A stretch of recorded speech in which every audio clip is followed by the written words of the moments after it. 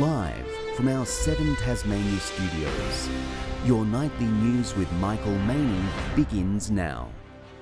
Good evening everyone. A criminal investigation is underway after a 27-year-old Tasmanian man was found dead in waters off Hobart's waterfront last night. Police were called to the scene just after 10 o'clock after reports of a man and woman falling into water at Franklin Wharf. The woman, who is aged in her 20s, was able to escape and raise the alarm. Despite the best efforts of police and 2 members of the public who jumped into the water, the man could not be revived. Detectives are investigating whether a deliberate act forced the Hobart couple into the water while they were sitting on the edge. Following extensive investigations this morning, police believe that the man and the woman were pushed from behind by persons unknown in an attempt to steal her handbag. Police have appealed for witnesses who were on the waterfront last night to come forward. Reporter John Hunt joins us now from the scene. And John, police divers entered the water this afternoon. What have they found? That's right, Michael. The area next to Princess Wharf 1 was closed for most of the day as investigations into the incident continued. Specialist divers went into the Derwent just after 2 o'clock.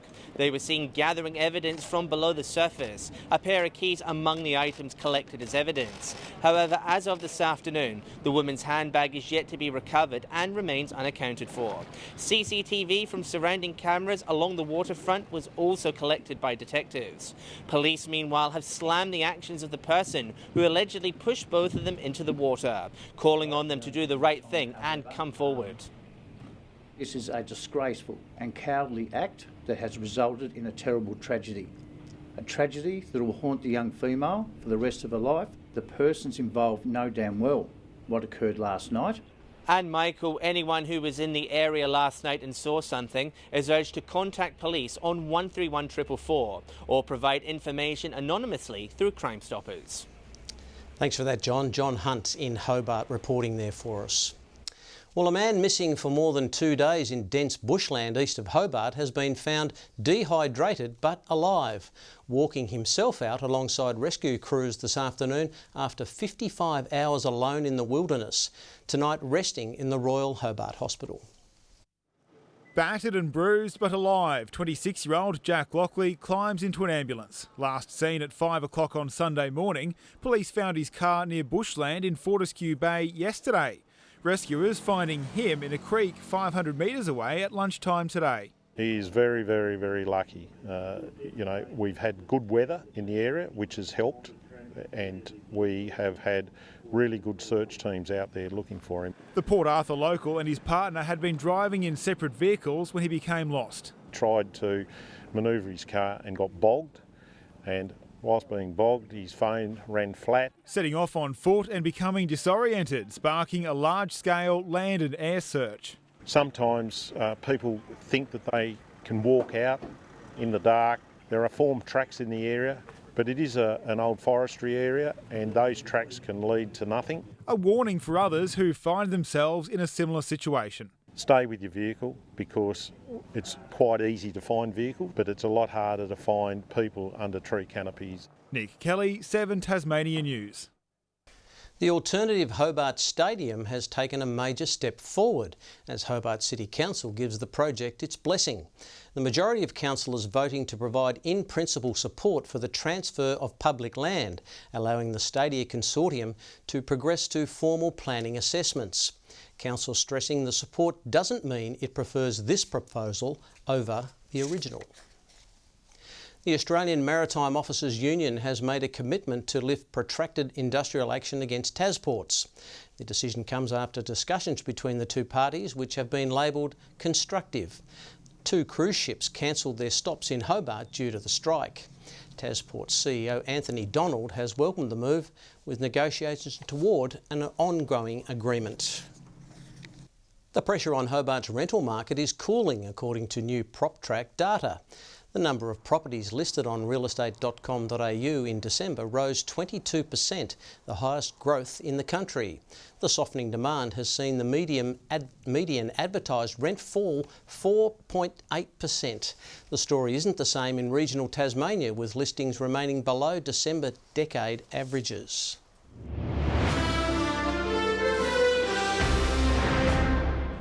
The group given responsibility for improving animal welfare in Tasmania's meat processing industry has met for the first time, as more vision is released by activists purporting to show mistreatment of animals at an abattoir in Gretna. We want animal welfare to be something that people do whether government is looking over their shoulder or not. I don't expect people to care for animals and treat them humanely because they're worried about whether they'll be fined. I expect them to do it because it's the right thing to do. The industry reference group assembled by the state government is confident its recommendations will be taken on board. Tasmanians are being urged to get educated and be alert about online scams, as the rise of AI and other technology gives hackers extra tools. A Hobart Bank employee speaking out after she stopped 2 customers from losing a 5-figure sum to a scam that appeared genuine. For Erin Bugg, it was a day she won't forget. 2 customers came to the NAB employee after the bank's fraud team halted a $40,000 transfer. Told the money was for an online investment promising a 12% return. Red flags began appearing for her. Instantly then was like, okay, this doesn't feel right. They said to me, no, we are sure it's fine. Struggling to convince them they were being duped, she advised them to contact the other bank. They rang back confirming their investment was indeed a fraud. While relieved, Erin says scammers are getting better at presenting themselves. They had a website, they've got an ABN, they were ticking all the boxes visually. I've been with NAB now for 10 years and I've seen scams grow. Dealing with 1,500 cases per month, NAB wants people to learn more in 2024. From romance to ticket scams through to QR codes, technology is giving cyber criminals access at the click of a mouse. AI also giving hackers the appearance of authenticity. Really speaks to social engineering aspect of this, where people are trying to build that trust with the person they're targeting. The way that they're communicating with people, very convincing. NAB says it will never ask for personal details like ID numbers or passwords and no longer sends texts with links. Customers also urged to think critically if they feel suspicious. Think about what is it they're asking for. Is it something you would normally protect? If you feel like it's too good to be true, it generally is. John Hunt, 7 Tasmania News. A plan to get more tourists to visit our state has been unveiled by the Premier. Despite the competitive market, the tourism industry is confident that funding for more festivals, events and accommodation will deliver positive results.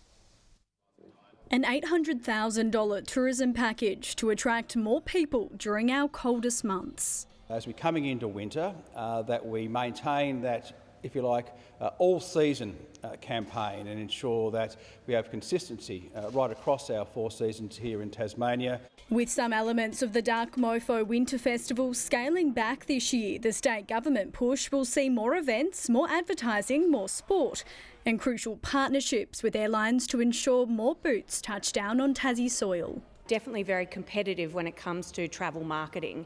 And so our focus at Tourism Tasmania is to ensure that we elevate Tasmania as a must-do, must-see winter destination. As many traders still feel the effects of staff shortages, it's hoped the need for more workers over winter will see businesses keep on their summer staff. Demand generation is also so important, so we keep that consistency so they can keep those staff on and give them a bit of a longer term future in their business. Working in line with the off-season campaign and the 70 events that are already locked in, the government's confident that the plan it's spruiking will see visitation skyrocket. That will inject some $3.8 million into the economy and really in turn also create 156,000 extra bed nights. As the industry hopes similar tourism numbers continue no matter the temperature. Ruby Cairns, 7 Tasmania News. Now an update on our Hobart waterfront story in which a man drowned. Police now have in custody 4 people in relation to the incident. 2 females aged 17 and 25 were arrested in the Glenorchy area, while 2 males aged 17 and 19 were picked up in the Claremont area. Tasmanian mother Emma Swirsky has always been passionate about baking cakes. Now her talents are being recognised on the national stage as a finalist at the Cake Oscar Awards. Quickly rising through the ranks as one of Tasmania's top cake bakers and decorators.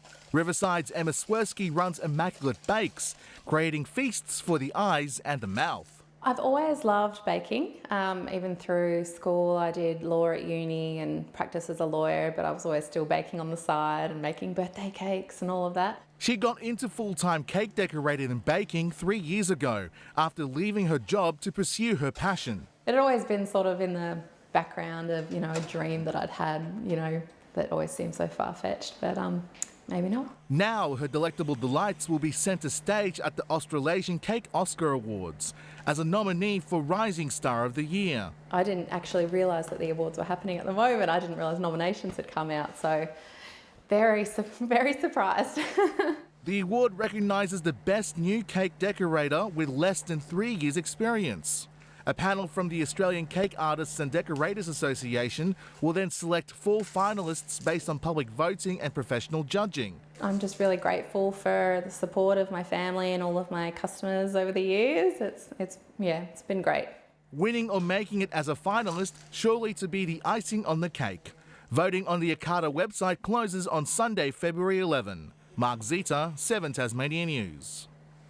A major musical set to take to the stage next month is hoping to raise thousands of dollars for Hobart's Make-A-Wish Foundation. The cast today meeting a former recipient from the wish list to see exactly how their meaningful contributions will be.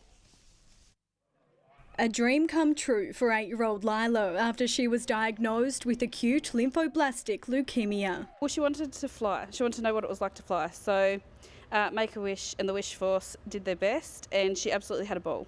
Today, meeting yet another fairy 2 years after she first took to the skies.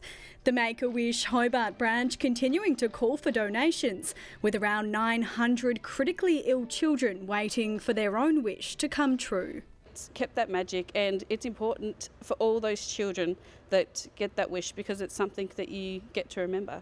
The program inspiring the cast of Shrek The Musical to channel their inner fairy godmother, inspired after meeting Lila on stage.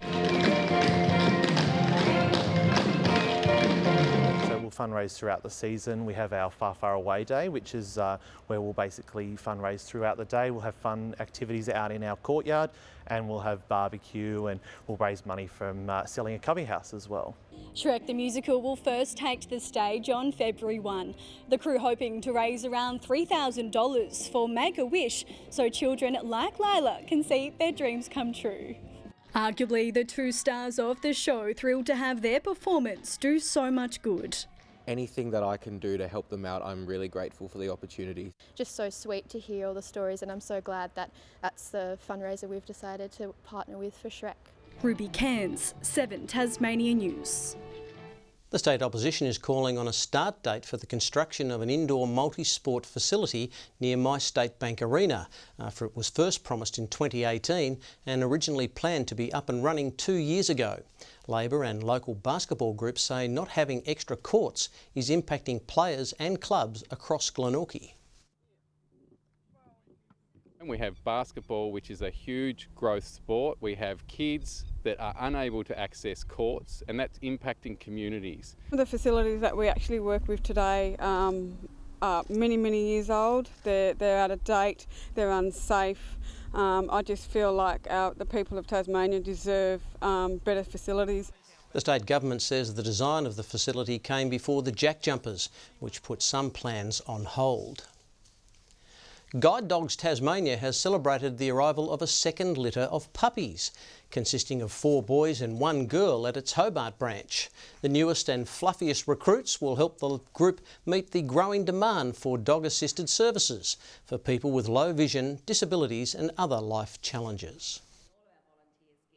enabling us to grow our programs. So to have locally bred pups that are bred specifically for assistance or guide dog work means that we can grow our services here in Tasmania. And there are more to come, with a third litter expected in coming weeks.